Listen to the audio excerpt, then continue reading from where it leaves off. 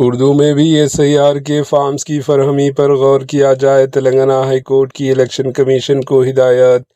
تلنگانہ ریاست میں election commission کی جانب سے جاری خصوصی جامع ووٹر لسٹ نظر ثانی یعنی SIR 2026 کے سلسلے میں ووٹر رجسٹریشن اور فارمز اردو زبان میں بھی فراہم کرنے کے معاملے پر غور کرنے کی ہدایت دیتے ہوئے ہائی کورٹ نے اہم ریمارکس دیے۔ عدالت نے سوال کیا کہ جن علاقوں میں اردو بولنے والی آبادی 20% سے زیادہ ہے وہاں اردو زبان میں یعنی اردو لینگویج میں ووٹر رجسٹریشن اور تصحیح کے فارمز کیوں فراہم نہ کیے جائیں۔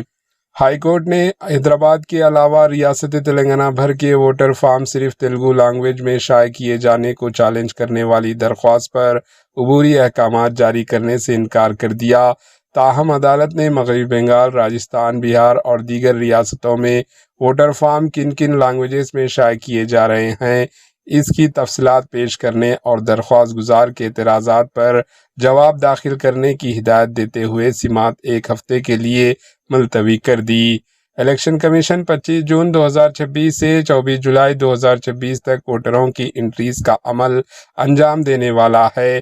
اسی دوران SIR فارم صرف تیلگو لینگویج میں شائع اور تقسیم کیے جانے کے خلاف کریم نگر کے MA مجیب نے ہائی کورٹ سے رجوع کیا۔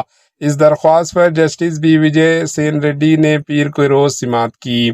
درخواست گزار کی جانب سے سینئر وکیل رنگناتھ نے عدالت میں دلائل دیتے ہوئے کہا کہ ووٹر فارم صرف انگریزی، انگلش اور تیلگو لینگویجز میں شائع کرنا دراصل اقلیتی ووٹروں کے ووٹر لسٹ سے خارج کرنے کی ایک سازش ہے۔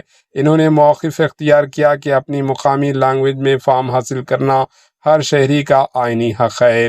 انہوں نے عدالت کو بتایا کہ زمینی سطح پر خدمت انجام دینے والے بوتھ لیول افسران BLOs کو ہر علاقے کی مقامی لینگویجز کا علم نہیں ہوتا، جبکہ حیدرآباد سمیت ریاست کے کئی علاقوں میں اردو جاننے والوں کی بڑی تعداد موجود ہے، اس لیے ان کے لیے اردو فارم فراہم کرنا ضروری ہے۔